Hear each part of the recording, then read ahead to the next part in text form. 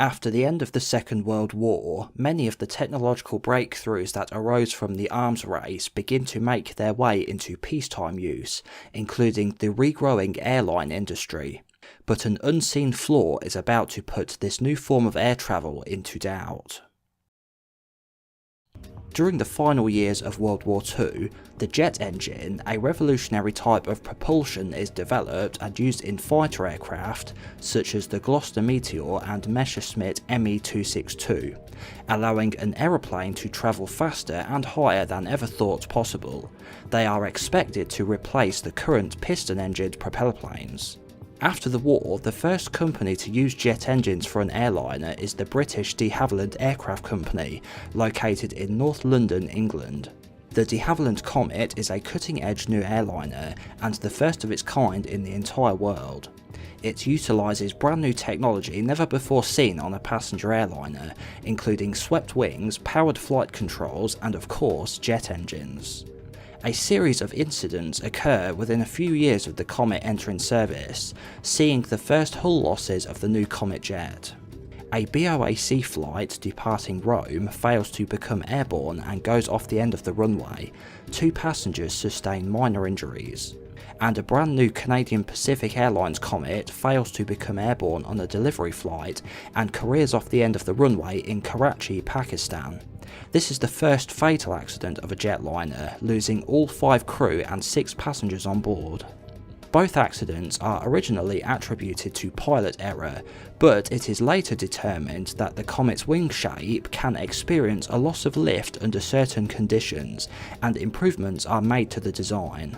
A further, even more serious incident happens in India, where another BOAC flight breaks apart during severe weather.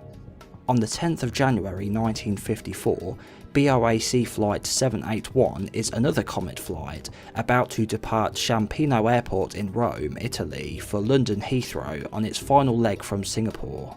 After takeoff, all seems normal and the flight is climbing towards its cruising altitude.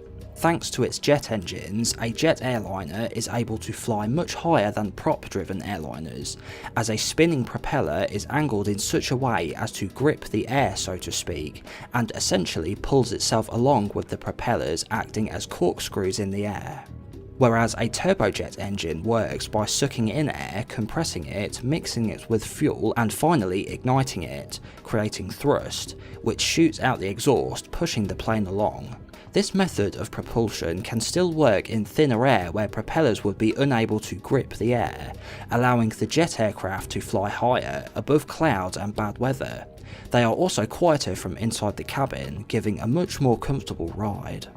To allow the passengers and crew to breathe at these high altitudes, the cabin has an airtight seal and the inside pressurised to match an altitude where the human body can breathe comfortably, typically around 8,000 feet.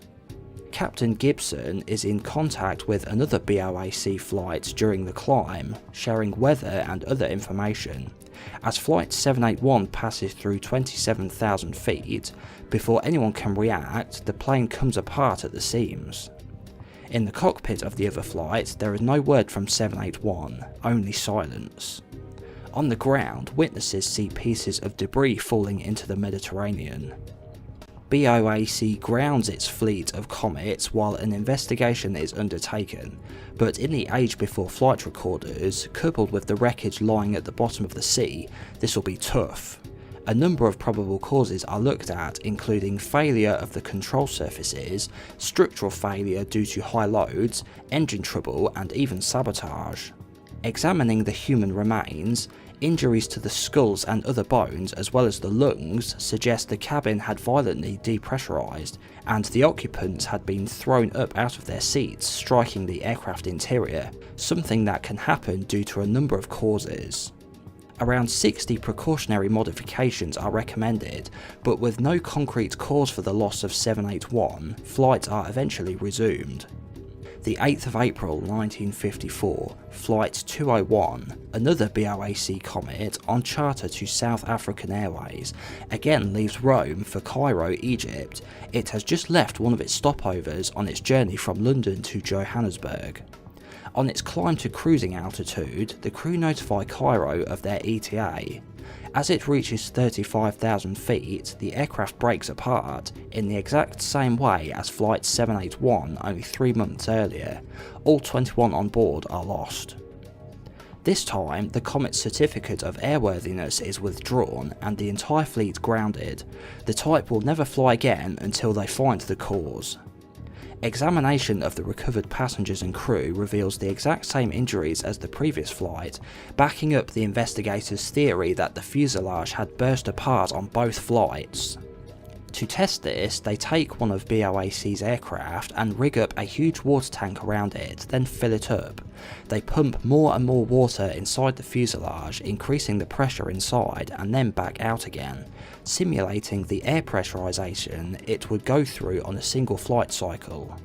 This is done over and over, simulating thousands of flight hours worth of stress in a short amount of time. Before long, the team find what they were looking for. After 1800 simulated flight cycles, the skin of the jet splits open, far sooner than the expected service life it was designed for. They have their answer: metal fatigue. It is found that the increased effect of pressurisation at higher altitudes was not fully understood at the time, and that the thickness of the metal skin needed for the fuselage had been underestimated and was far too thin, as well as the technique used to insert rivets into the metal had caused tiny cracks around the holes.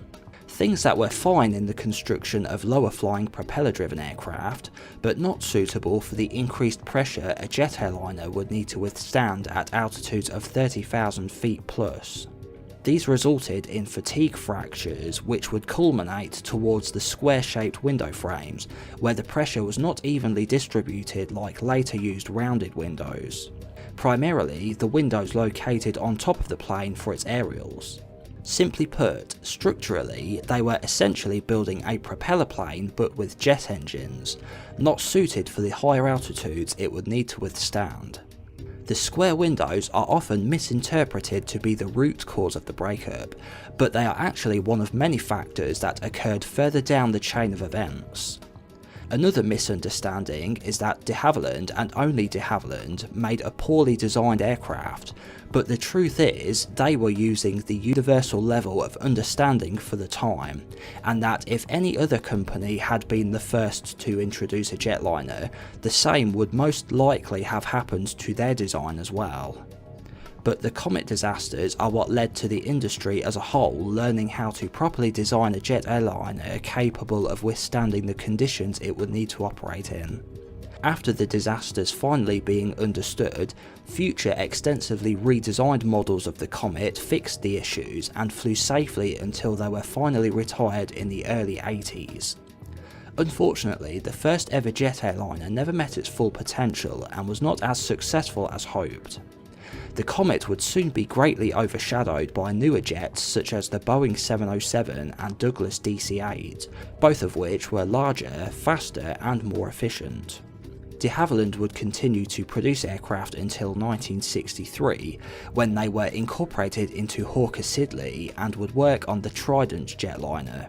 Although with the Comet out of production and de Havilland no longer existing, the legacy of the Comet would live on all the way until 2011, with the RAF's Nimrod maritime patrol aircraft which was based on the Comet.